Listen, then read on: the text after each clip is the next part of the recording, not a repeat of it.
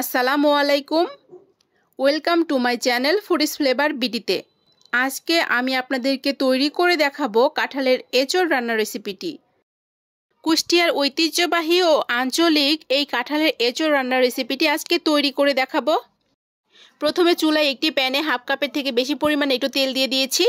এবার প্রায় 1.5 কাপের মতো পেঁয়াজ কুচি দিয়ে দিলাম, কয়েকটি কাঁচামরিচ দিয়ে দিয়েছি, গরম মশলা দিয়ে দিয়েছি, তেজপাতা, এলাচ, লবঙ্গ, দারচিনি এগুলো দিয়ে দিয়েছি। এখন তেলে সব ভেজে নিচ্ছি, স্প্যাচুলার দিয়ে ভালো মতো তেলে ভেজে নিচ্ছি। এবার দিয়ে দিলাম লবণ, 1 টেবিল চামচ আদা বাটা, 1 টেবিল চামচ রসুন বাটা, এগুলো দিয়ে ভালো মতো এখন সব কিছু মিক্স করে নিচ্ছি। এবার দিয়ে দিলাম 1 চা চামচ মরিচের গুঁড়া, 1 চা চামচ হলুদের গুঁড়া এবং হাফ টেবিল চামচ পরিমাণ জিরার গুঁড়া দিয়ে দিলাম।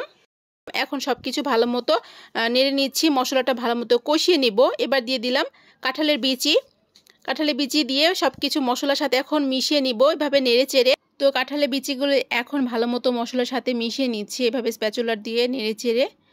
ঢাকনা দিয়ে ঢেকে দিয়েছিলাম, এখন ঢাকনা খুলে দিলাম। এবার আবার নেড়ে দিব, মশলার সাথে ভালো মতো কাঁঠালের বিচিটা একটু কষিয়ে নিব। আমি পানি দিয়ে দিয়েছি, এবার আবার ঢাকনা দিয়ে ঢেকে দিলাম। পানিতে বলক চলে এসেছে, এতে করে কিন্তু কাঁঠালের বিচিটা হাফ বয়েল হয়ে যাবে। এখানে আমি পুরো একটি কাঁঠালের সব বিচি দিয়ে দিয়েছি।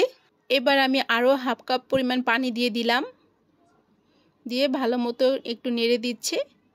ঢাকনা দিয়ে ঢেকে দিয়েছিলাম, আবার ঢাকনা খুলে দেখলাম যে বলক চলে এসেছে। তো কাঁঠালের বিচিটা এই পর্যায়ে কিন্তু হাফ বয়েল হয়ে গিয়েছে। তো মশলা থেকে তেল উপরে ছেড়ে চলে এসেছে, ভালো মতো কষিয়ে নেওয়া হয়ে গিয়েছে। এই পর্যায়ে কিন্তু আমি এখন দিয়ে দিব কাঁঠালের কোষগুলো, যেগুলো আমি স্লাইস করে কেটে রেখে দিয়েছিলাম। এখন আমি সেগুলো কাঁঠালের কোষগুলো দিয়ে দিলাম। এবার ভালো মতো সব কিছু একসাথে মিক্স করে নিব। এখানে কাঁচা কাঁঠালের 3 ভাগের 2 ভাগই কোয়া দিয়ে দিয়েছি।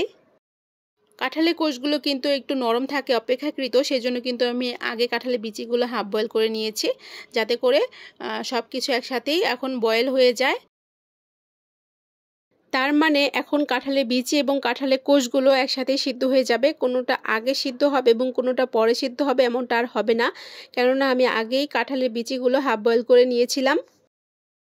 তো একটু ট্রিক্স অবশ্যই ফলো করতে হবে, তাহলেই রান্নাটা পারফেক্টলি হবে। তো বলক চলে এসেছে, ঢাকনা খুলে দেখলাম পানিও বেশ একটু কমে এসেছে। স্প্যাচুলার দিয়ে নেড়ে দিলাম। এই কাঁঠালের এঁচোড় রান্নার রেসিপিটি কুষ্টিয়ার একটি আঞ্চলিক ঐতিহ্যবাহী রান্নার রেসিপি, খুবই জনপ্রিয় আমাদের কুষ্টিয়া অঞ্চলে এই কাঁঠালের এঁচোড় রান্নার রেসিপিটি। এবার আবার ঢাকনা দিয়ে ঢেকে দিয়েছিলাম, ঢাকনা খুলে দেখলাম পানিটা অনেকটাই টেনে এসেছে। স্প্যাচুলার দিয়ে নেড়ে দিচ্ছি। তো এভাবে নেড়ে দিতে হবে, যদি নিচে আবার লেগে যায় সেজন্য একটু পরপর নেড়ে দিতে হবে ঢাকনা খুলে। তো আমার রান্না প্রায় হয়ে এসেছে, আর বেশিক্ষণ চুলায় রাখবো না। তো এই কাঁঠালের এঁচোড় রান্নার রেসিপিটি কিন্তু খুবই মজার স্বাদের হয় এবং গরুর মাংসের স্বাদকেও হার মানাতে বাধ্য এই কাঁঠালের এঁচোড় রান্নার রেসিপিটি। বাসায় একবার হলেও ট্রাই করবেন আমার রেসিপিটি ফলো করে। কাঁঠালের এঁচোড় রান্নার রেসিপিটি অবশ্যই একদিন বানিয়ে খাবেন, তাহলেই বুঝতে পারবেন আসলে এই কাঁঠালের এঁচোড় রান্নাটি কতটা সুস্বাদু হয়ে থাকে। তো ভিউয়ার্স, সবাই ভালো থাকবেন, সবাই সবার জন্য দোয়া করবেন। পরবর্তী রেসিপির ভিডিও নিয়ে আবার চলে আসবো, সেই পর্যন্ত আল্লাহ হাফেজ।